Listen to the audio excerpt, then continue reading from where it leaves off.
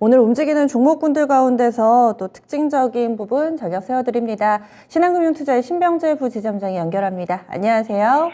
네, 안녕하세요. 네, 오늘 전 업종 가운데서 가장 강한 쪽 바로 종이 목재 섹터입니다. 원자재 가격 상승이 오늘은 이쪽을 조명하고 있는 상황인데요. 재지주들 또 실적 시즌 되면은 크게 주목받기도 하죠. 오늘 장에서 강세 흐름 일시적일까요? 아니면은 조금 더 들고 가봐도 될까요? 네, 재지 관련된 종목들이 일제히 상승하고 있습니다. 무림페이퍼와 신풍재지 그리고 페이퍼코리아도 지금 보이고 있는 상황이고요. 지금 일회용품 사용 규제가 나온 것이 아무래도 좀 탄력을 좀 강화시키지 않았나라고 생각을 합니다. 일회용품 사용이 규제가 되게 되면서 이런 재지 쪽으로 반사 이런 이익이 좀 더 증가하지 않을까라는 것 때문에 지금 장대 양봉을 나타내면서 오랜만에 또 거래량이 터지는 그런 모습이고요. 그리고 펄프 값도 상승을 하게 되었습니다. 그래서 이러한 것들이 모멘텀이 지금 되고 있는 그런 상황이다라고 보시면 되고요. 웬만한 가격들은 이제 원자재 가격들이 다 상승을 한 것 같아요. 그런 것들이 이제 주가로 이제 반영이 되는 것 같고 사이클 쪽으로도 이제 뭐 다른 원자재가 올랐으면 이번에는 뭐 재지 또는 뭐 알루미늄 뭐 이런 식으로 이제 흘러가게 되는 것 같습니다. 지금 이런 반등 같은 경우는 뭐 제가 계속적으로 말씀을 드렸던 것처럼 테마성으로 밖에 받아들일 수는 없는 이런 내용이고요.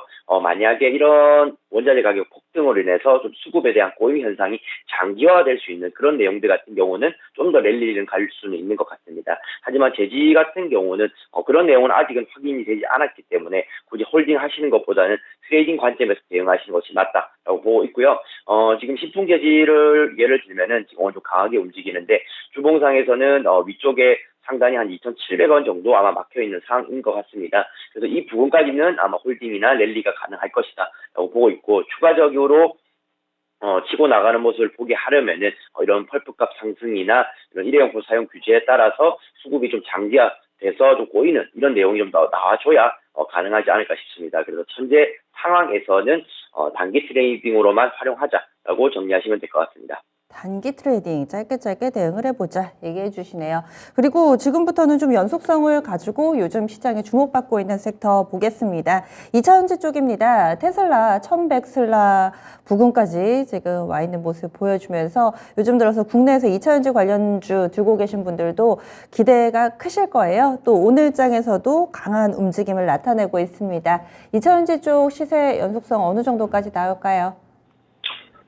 네, 테슬라가 나스닥이라든지 미국 지수가 아직도 조정권에 있음에도 불구하고 테슬라 같은 경우는 거의 다 회복을 했다라고 보시면 될 것 같습니다. 무려 750달러대까지 밀렸다가 지금은 1140달러대까지 올라왔고요. 굉장히 단기간에 강한 회복력을 보여줘서 우리나라 2차 전지 종목들까지도 조금은 좋은 탄력을 받게 되는 것 같습니다. 보통 하반기 모멘텀 강화를 보면서 2차 전지를 들어가게 되는 것 같고요. 1분기나 2분기 실적이 좀 좋지 못하더라도 하반기에 개선된다는 것은 어쨌든 2분기에 주가가 미리 선반영해서 올라갈 가능성이 높게 되는 것 같습니다. 오늘 뭐 솔루스 첨단 소재라든지 후성과 LNF 이렇게 잘 움직이고 있는 상황이고요.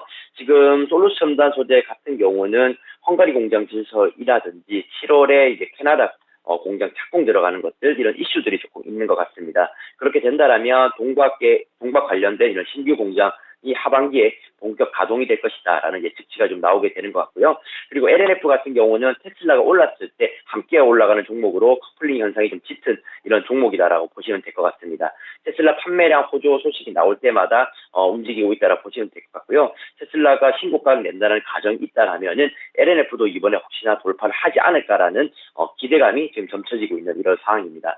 그래서 2차 전지 같은 경우는 성장성과 실적을 동반해서 움직이고 있기 때문에 오히려 저가로 내려왔을 때 매입에 대한 얘기를 한 번씩 언급드렸던 것 같고요. 지금 후성 같은 경우도 오늘 3%가량 상승하고 있는데 이 종목 같은 경우는 조금은 더딘 모습인 것 같습니다. 그래서 현재 조정을 거치고 대장주격으로 움직이는 종목들 같은 경우는 다음번 패턴 때도 대장주 역할을 할 가능성이 높기 때문에 후성 같은 경우는 조금 더 이따가 이제 보시는 게 좋을 것 같고요. 2차 전지 보시려면은 LNF 같이 탄력성 또는 회복력이 좋은 종목으로 대응하시는 게 좋을 것 같습니다. 네, 그리고 에코프로비엠 같은 경우도 한 35만 원 즈음에서 추천을 해주셔서 지금 수익 많이 내고 계실 거예요. 에코프로비엠도 40만 원을 넘어가네요. 여기에다가 게임주들도 활발한 흐름을 시장을 띄고 있습니다. 그동안에는 몇몇 종목군들 쪽으로 개별적인 상승이었다면 오늘은 게임주 전반으로 탄력적인 움직임이 점차 확산되고 있습니다. 이쪽은 어떻게 보세요? 네, 게임 종목들에 대해서 최근에 좀 보수적인 의견을 많이 드렸었는데요. 아무래도 기본적인 이런 신장 모멘텀에 대해서 의구심이 많았기 때문이다라고 보시면 됩니다. 하지만 오늘 같은 경우 뭐 드래곤 플라이라든지 좀 가파르게 상승을 하는데요. P2E 시장에 대한 이런 확장성 때문인 것 같습니다. 기존에는 대형사 위주로 P2E 시장에 대해서 좀 이야기가 좀 많았었는데요. 이제는 그런 좀 내용들이 다른 중소형 게임사들까지 확장되고 있는 이런 상황이다라고 보시면 됩니다. 드래곤 플라이는 상한가 터치도 어제 같은 경우는 했었고요. 오늘은 윗골이 달면서 내려오고 있는 이런 상황입니다. 아무래도 P2E 같은 경우는 이제 새로운 먹거리로 자리 잡을 수 있기 때문에 시장에서 관심을 많이 가질 수밖에 없다라고 이제 보시면 될 것 같고요. 지금 덩달아서 오르는 게 뭐 NHN 도 한 5%가량 지금 상승을 하고 있고, NHN 같은 경우는 다른 뭐 이렇게 모멘텀은 없어 보입니다. 아무래도 게임 업종들이 오늘 일제히 상승을 하다 보니까, 동반해서 그냥 상승하는, 움직임일 것 같다라고 생각이 들고요. 이런 종목들 같은 경우는 어느 정도 올랐을 때 사실은 차익 실현하는 것이 맞다라고 보시면 될 것 같습니다. 그리고 액션 스퀘어 같은 경우도 마찬가지인데요. 뭐 올해, 게임에 대한 이런 라인업을 공개를 했으나, 뭐 기대치는 그렇게 많이 못 미치는 거는 같습니다. 하지만 P2E 관련된 내용도 이쪽도 가지고 있기 때문에 오늘 5%가량 상승을 하고 있고요. 하지만 드래곤 플라이에 비해서는 탄력은 굉장히 둔화된 이런 모습입니다. 그래서 이런 종목들 같은 경우는 다시금 게임팩스가 내려앉을 때 좀 더 가파르게 내려앉을 가능성이 높아요. 그래서 좀 조심하시는 게 좋을 것 같고 강하게 움직이는 쪽으로만 대응하시면 좋을 것 같습니다. 그리고 게임 섹터는 지금 전반적으로 같이 가는 분위기는 아닌 것 같아요. 아직도. 그래서 보수적으로 좀 중립적으로 의견을 드리도록 하고요.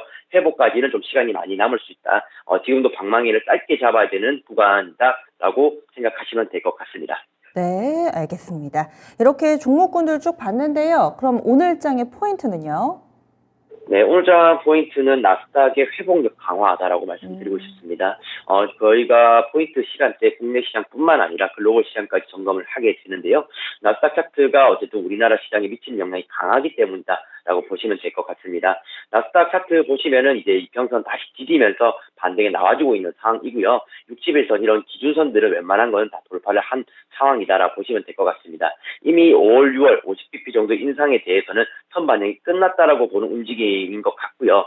지금은 장단기 금리 차에 대한 역전 현상이 언제 어느 때 반영이 됐지만 주목하고 있다라고 보시면 됩니다. 어쨌든 대외 변수는 굉장히 약화된 상황이기 때문에 실적 발표가 좋을 때마다 주가는 오히려 반등으로 반응을 하는 이런 내용이고요. 나스닥이 회복이 되면 될수록 우리나라 시장, 그러니까 신흥국 시장들도 반등이 나와줄 가능성이 좀 높다라고 보고 있습니다. 그래서 2분기 자체는 어느 정도 바닥선을 잡은 상황이고요. 하지만 위쪽에서는 상당히 자꾸 막혔다라고 얘기를 드리는 게 어쨌든 금리 인상에 대한 이런 충격 여파가 우리나라 시장에는 좀 부정적으로 반영이 될 수 있기 때문에 말씀드렸다고 보고 있습니다. 그래서 바닥선은 잡았을 때 상단은 막혀있는 상황이다. 그래서 방망이는 짧고 2분기 정도는 대응하시는 게 좋다라고 말씀드리고 싶습니다.